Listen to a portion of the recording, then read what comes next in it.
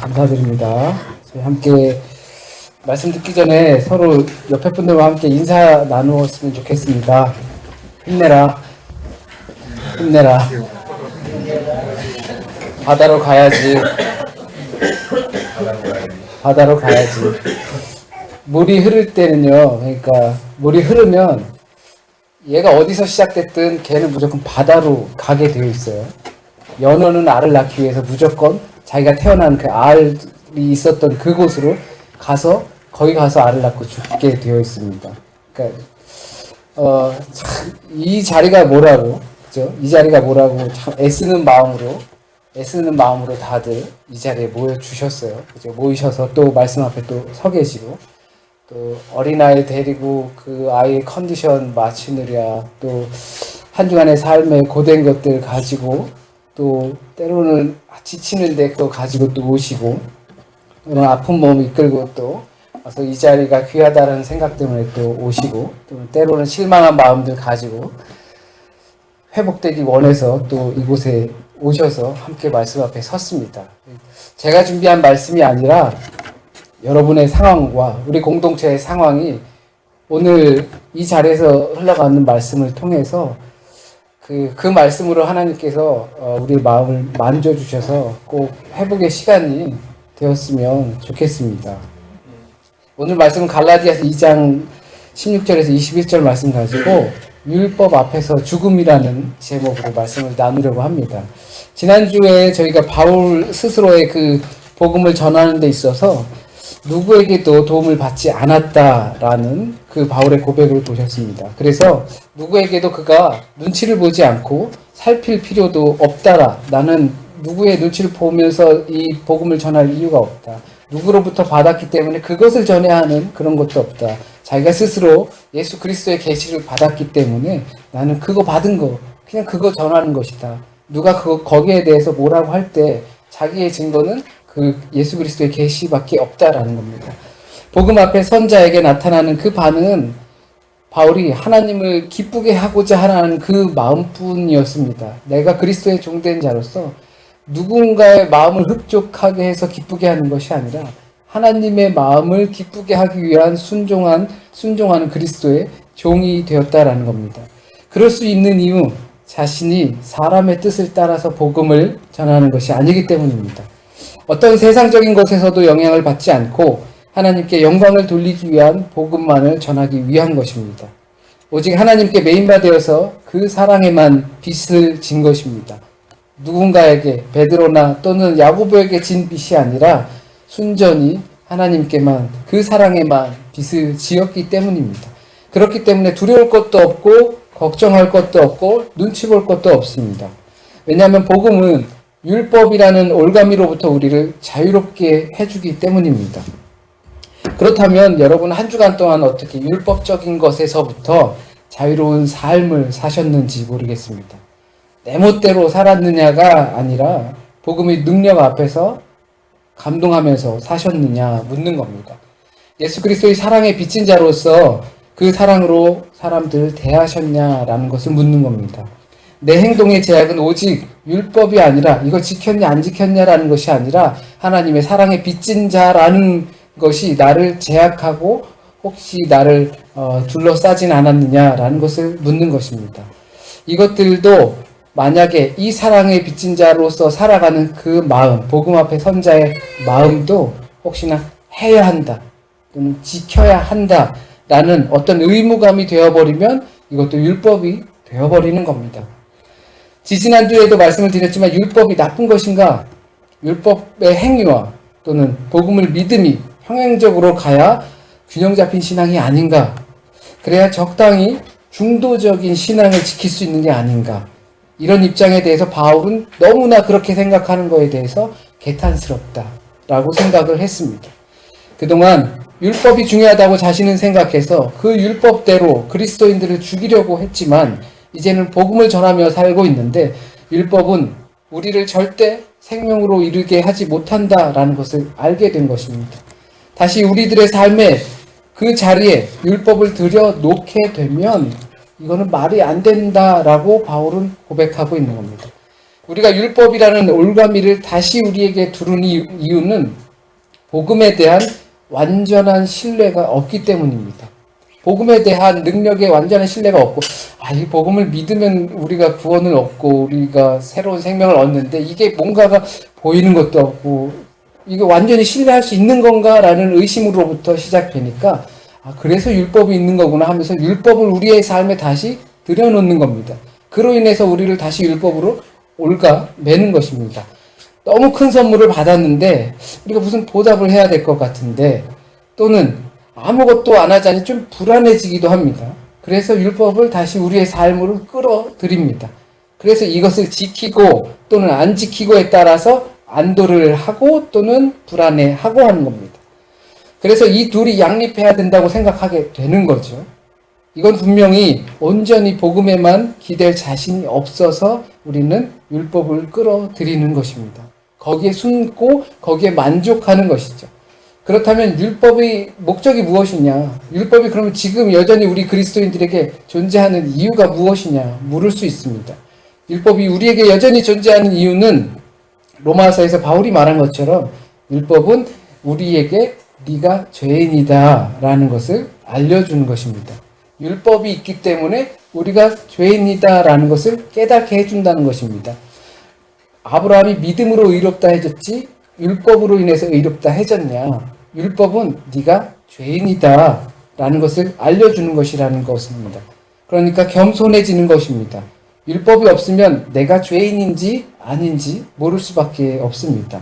그래서 율법은 존재해야만 합니다. 왜? 내가 죄인이구나 라는 것을 깨달아야 하기 때문입니다. 율법이 현존함으로 우리가 이 사실 하나를 깨닫기만 해도 이 율법 때문에 따지고 보니까 내가 죄인이네 라는 것, 이거 하나만 깨닫기만 해도 우리는 큰 소득을 얻는 겁니다. 그러나 율법주의라고 하는 것은 율법을 통해서, 이 행위를 통해서 구원에 이를 수 있다라는 거죠. 하지만 구원은 율법을 이루신 예수 그리스도의 사랑, 곧 복음을 믿는 믿음으로만 가능하다는 겁니다. 그 사랑은 모든 피조물을 품는 그 사랑입니다. 그래서 우리는 율법 앞에 서 있고 나와 율법을 대조하면서 나는 의인이 아니구나, 율법을 딱 마주하면서 나는 죄인이구나, 나는 의인이 아니구나 라는 것을 확인하게 되는 겁니다. 그래서 사람이 의로워지기 위해선 율법을 지키는 것으로는 불가능하다, 이것을 깨닫게 되는 겁니다. 왜냐하면 율법 앞에 서게 되면 우리의 죄된 것들이 드러나게 되고 유행가 가사처럼 그대 앞에만 서면 왜 나는 작아지는지, 율법 앞에만 서면 우리가 작아지는 모습을 발견하게 되는 것입니다. 그런데도 율법을 우선시하는 소위 율법주의자라고 하는 사람들은 그 그늘 아래 숨게 되는 겁니다. 그리로 피하며 사는 겁니다. 율법을 새로운 안식처로 다시 삼게 되는 겁니다. 우리가 시험 공부를 하거나 또 연습을 하거나 할 때 어떤 성과, 내가 오늘은 몇 페이지를 다 해결해야지, 아니 오늘은 어느 부분까지 내가 해결해야지 라는 그러한 노력이 아니라 몇 시간 했던 그런 시간으로 때우기만 하면 그 성과가 나타나지 않게 되는 거죠. 마치 그런 것처럼 율법이 되어지는 것입니다. 책상에 앉아있기만 하면, 아니면 이 자리에 앉아있기만 하면 그것이 지켰다 안 지켰다로 구분되어서 나는 지켰다, 안도한다 라는 것으로 가기 쉽다라는 것입니다. 그래서 뭔가 불안해집니다. 율법을 지키지 않으면 불안감이 우리에게 찾아옵니다. 뭘 꼭 해야만 할 것 같습니다. 그래서 신앙생활 하는데 지킨다라는 표현이 굉장히 많이 나옵니다. 지킨다. 안식일을 지킨다. 또는 주일을 지킨다. 자꾸 지켜야지만 살 것 같습니다. 그러나 자꾸 지키다가 깨닫는 것이 있죠. 지킬 수 없구나라는 겁니다. 우리가 이러한 것은 하나님의 법을 단순하게 교통법규 정도로만 생각하게 되면 이렇게 지키는 것으로 만들 수가 있습니다. 우스운 이야기도 있을 수 있지만 제가 그때 얼마 전에 이스라엘 갔을 때 가이드분을 통해서 들었는데, 이제 금요일 저녁이 되면 안식일이 되잖아요. 유대인들은 그러면 안식일이 되기 전에 안식일이 끝날 때까지 할 것을 다 준비해 놓는다고 합니다. 음식이며 불 켜놓는 거며 다 하는데 너무 바빠서 깜빡 잊고 보일러를 안 켜놨다든지 전기불을 안 켜놨다든지 촛불을 안 켜놨다든지 이렇게 되면 케이스가 없대요. 이걸 안식일이 안식일로 시작이 되면. 그러니까 옆집 이방인 집에 간대요. 띵동 띵동 해가지고, 그러니까 50보 이상만 안 걸으면 되니까 이방인 집에 가가지고 띵동 띵동 하고 아무 말 안 하고 이렇게 웃고 있대요. 그러면 그런 경험이 없는 사람은 이 사람이 왜 나를 보고 웃고 있나? 나 이방인이라고 무시하나 하는데, 그 경험이 쌓인 사람들은 이렇게 웃고 있으면 집에 무슨 문제가 있구나. 그래 가서 이렇게 자기가 직접 둘러본대요. 무슨 문제가 있나? 불을 안 켰나? 아니면 보일러를 안 켰나? 이런 걸 둘러본대요. 왜냐면은 시키는 것도 안 된대요. 노동을 시키는 것이기 때문에 그거를 하면 안 되니까 말을 못하고 가만히 이렇게 웃고만 있대요. 그러면 갈 때도 이렇게 고맙습니다도 말 안 한대요. 왜냐면 시킨 게 되니까. 그렇게 해서 자기가 알아서 그걸 해주고 나가는 겁니다. 물론 무언가를 이렇게 정해놓고서 나 자신과의 싸움인 거죠. 이 정해놓은 것을 지킨다는 것은 나 자신과의 싸움입니다. 우리 운동도 열심히 하고 또 연습도 열심히 하고 공부도 내가 열심히 하는 어떤 생활 계획표 같은 것을 지킨다는 거 굉장히 어려운데, 그것을 내가 지켜나간다는 것은 굉장히 나 자신과의 싸움입니다. 어려운 과제일수록 그것을 지켰다 했을 때 성취감이 몇 배 이상이 됩니다. 마라톤을 한다는 거 굉장히 어려운 거잖아요. 근데 얼마나 많이 노력해서 마라톤을 완주했다. 3시간, 4시간 했더라도, 또는 하루에 몇백 킬로를 자전거 타고 일주를 했다. 또는 청바지에 단화에 그냥 잠바 같은 거 하나 입고 그 겨울 산을 산행했다. 라는 것을 이뤄냈다. 라는 것은 굉장히 큰 성취감을 줍니다. 자신감도 그로 인해서 높아집니다. 모든 건 이제 다른 것들 막 닥칠 때 할 수 있을 것 같은 마음이 생깁니다. 이렇게 율법을 지킨다는 마음으로 우리가 신앙생활을 하면 우리 안에 분명히 성취감이 높아집니다. 몸이 막 아파 죽을 것 같아도 주일 예배 드리고 거기서 죽자라는 마음으로 왔을 때 우리 안에 성취감이 굉장히 높아집니다. 이런 것들은 내적 또는 외적 동기부여가 되기도 한답니다. 하지만 이것은 내 신앙이라는 겁니다. 나의 신앙. 하나님과 나의 관계에 있어서만 중요한 것입니다. 그런데 이것을 율법화하게 되면 내 신앙의 기준으로 남을 재단하게 되는 겁니다. 내 프레임이 네모면 이거 네모를 짜서 남들에게 다 갖다 대는 것입니다. 이거에 들어오지 않으면, 내 프레임 안에 들어오지 않으면 저게 무슨 신자야 또는 무슨 직분자야, 이렇게 또 다른 죄를 양상시키는 것입니다. 내 프레임 안에 내 프레임이 맞다고 생각하기 때문에 그 안에 들어오지 않으면 또 다른 죄인이 되는 것입니다. 그러나 그런 지킴을 통해서 얻는 카타르시스가, 극한의 이러한 카타르시스가 우리가 주일 예배나 아니면 신앙생활이나 이런 것들을 통해서 얻을 수 없다 하더라도 우리에게 주신 한 말씀을 가지고 살려고 하는 것. 바울이 한 번의 그 경험, 다메섹으로 가다가 거기서 예수님을 음성을 듣게 돼서 그 한 번의 경험을 통해서 그대로 살고자 하는 그 마음, 지난 삶을 송두리째 부정하고 예수 그리스도를 증거하면서 다니고 율법으로는 더 이상의 것이 불가능하다는 것을 깨닫고 그것을 이야기하면서 다니는 그 마음. 군대 같은 데 가면 다 욕해요. 밑에 사람들. 또는 때리기도 하고, 그게 당연한 것처럼 여겨진 것이죠. 그런데 거기서 나는 만약에 욕을 하지 않는다. 그러면 그건 굉장히 어려운 것 아닐까요? 이제 우리가 육체적인 어떤 것을 지켜내는 것보다 심리적인 것을 지켜내는 것이 더 어렵다라는 겁니다.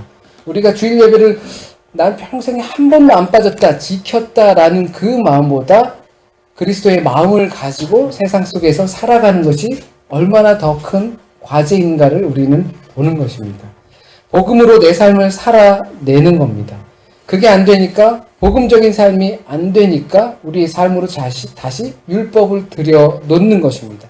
그리고 그것을 지키고 안 지키고로 우리의 그 마음을 무마하고 또는 덮어버리려고 하는 것입니다. 복음이라는 어떤 순수한 본질에다가 물타기를 하는 거죠. 왜냐하면 이게 율법이 좀 필요할 것 같아, 복음으로는 다 안 될 것 같아 하면서 물타기를 하고 희석을 하게 되는 것입니다. 그래서 예수께서는 그런 혹시 이런 상황을 예측하셨을지 모르겠지만 예수께서는 우리에게 마음의 율법을 더 줍니다. 사람이 말이지 마음으로 죄를 지면 그것도 죄를 진 거야. 마음으로 간음하면 그것도 간음한 거야. 마음으로 훔치면 그것도 훔친 거야. 그러니까 손목을 자르고 연자맷돌을 메고 차라리 그렇게 해서 천국에 가는 것이 낫지 않겠느냐. 율법을 지키려면 이 정도는 지켜야 되는 거 아니야? 라고 우리에게 말씀하십니다. 해라 또는 하지 말라라는 율법으로는 이에 이를 수 없다라는 것을 아주 간단하고 명료하게 나타내 주시는 예수님의 말씀입니다. 율법을 우리의 삶에 들어놓으려면 이 정도는 들여놓고 살아야 하지 않겠냐라는 거죠. 율법의 행위로 설사 그 모든 법률을 다 지킨다고 하더라도 나는 죄인이 아니다라는 것은 할 수 있습니다. 내가 다 지켰을 때 나는 죄인이 아니지라고는 할 수 있지만 나는 의인이다라고 할 수는 없습니다. 우리 사회법을 다 지켰어요. 그렇다고 저 사람이 죄인이 아니다, 범죄자가 아니다라고는 할 수 있지만 저 사람은 의인이다라고 하는 경우는 못 봤습니다. 그러나 그럴 수 있는 경우가 있습니다.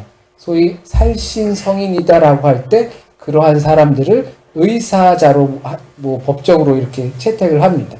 그러니까 자신의 육체나 이런 것들을 뛰어넘는, 그러니까 육체적 한계나 이런 생명의 한계를 뛰어넘고서 그것을 표현하는 사람들을 지칭해서 의사자다라고 이야기를 합니다.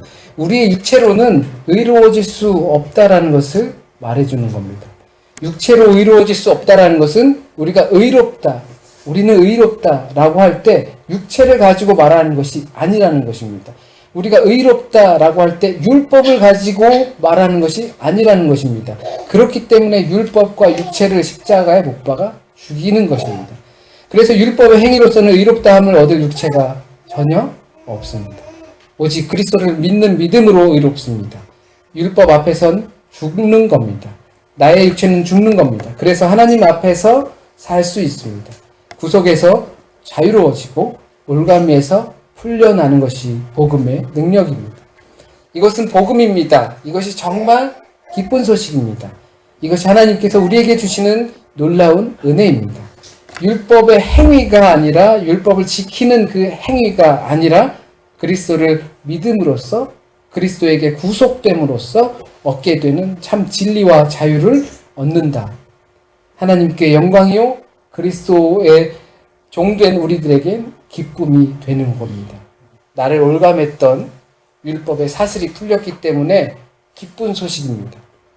내가 그동안 율법이라는 올감에 묶여있다, 거기로부터 풀려났으니까 우리에게 너무나 자유를 주는 기쁜 소식입니다.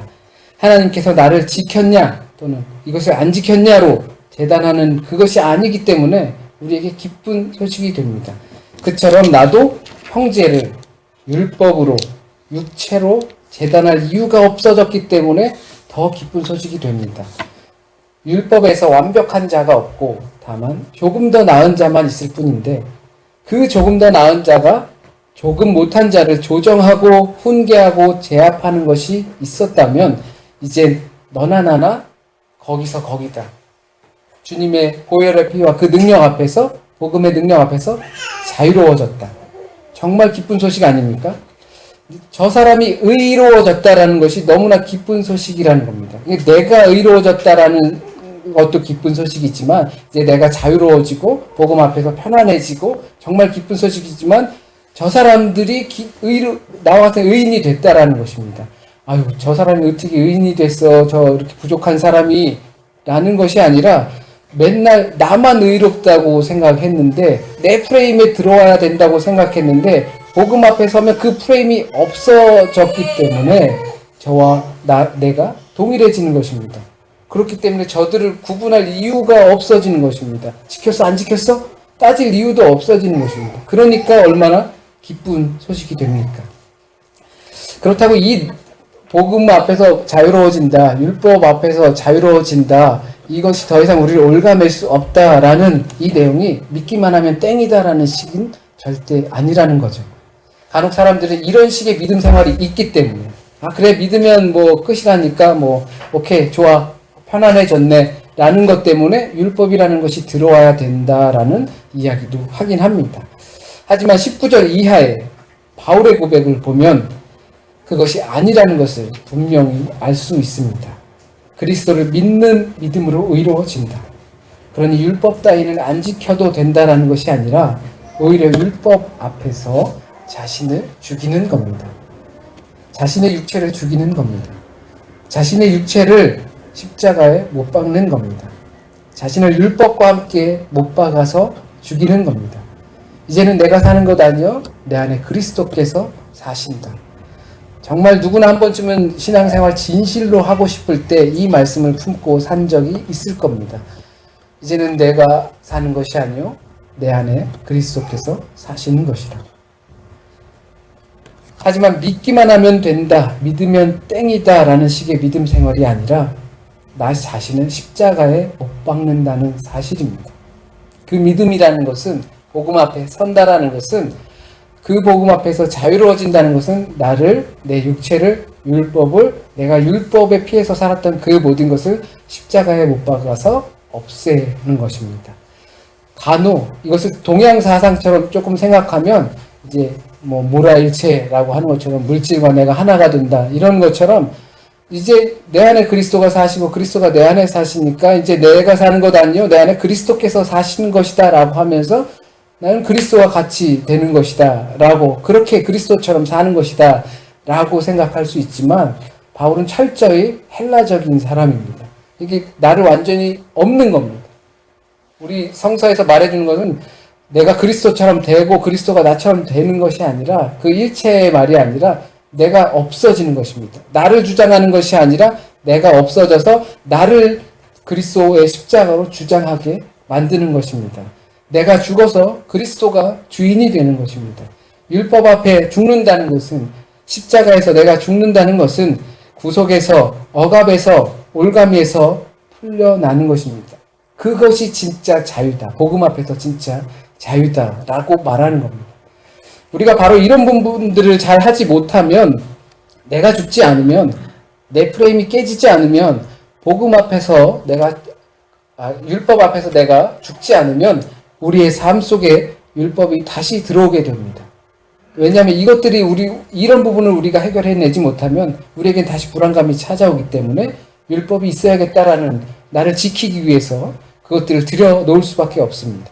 꼭 구약의 율법이 아니어도 구습들이 우리의 삶의 주인 행세를 하게 됩니다. 본질이 아닌 복음들이 교회의 중심의 자리를 잡고서 그것을 놓아주지 않습니다. 율법으로 너희가 죄인임을 깨달아라 한 것인데 예수께서는 왜 죽으셨습니까? 율법을 잘 지키면 우리가 구원에 이를 수 있는데 헛된 죽음을 하셨군요. 그러면 예수 그리스도의 죽음이 헛되게 되는 거죠.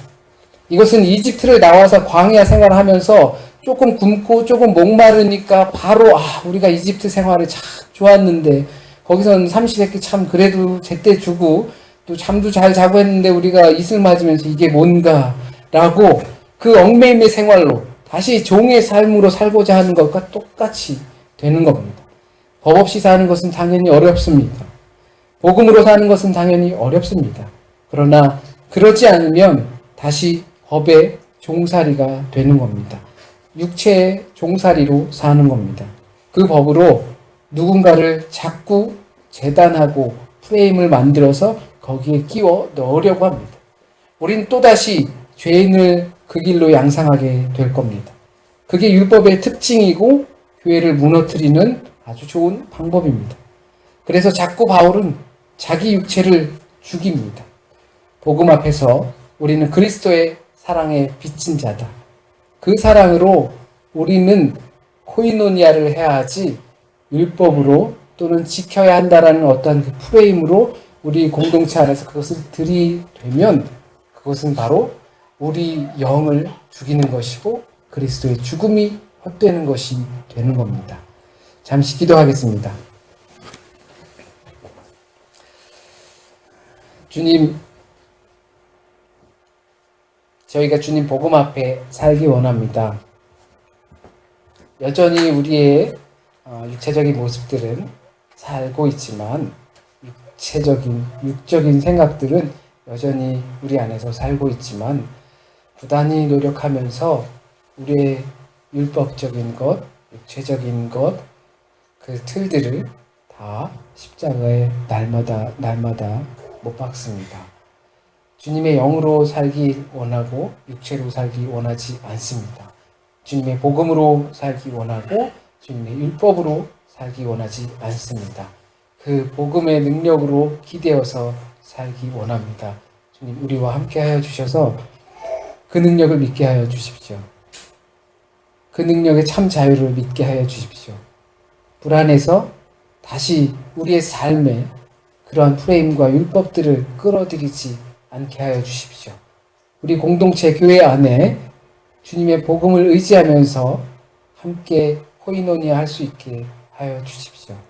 다시 우리 공동체 내에 지키느냐 안 지키느냐라는 그러한 율법이 들어오는 그래서 교회가 무너지게 되는 그런 상황이 없도록 주님 우리를 간건히 복음 앞에서 지켜주십시오.